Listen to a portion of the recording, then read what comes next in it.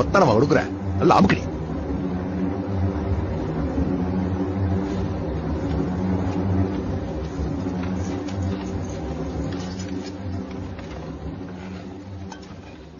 என்னக்கா விசேஷம்? லட்டெல்லாம் எல்லாம் நல்ல விஷயம் தாயா. மீனாட்சி உண்டாயிருக்கல, நீ அப்பாவை போறல.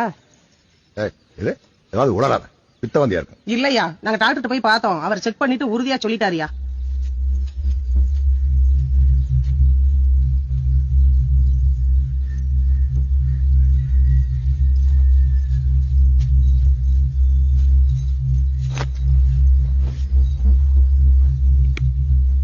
ஸ்வீட் சாப்பிடுங்க மாமா. எவ்வளவு நேரமா கையிலே வச்சிட்டு இருக்கீங்க?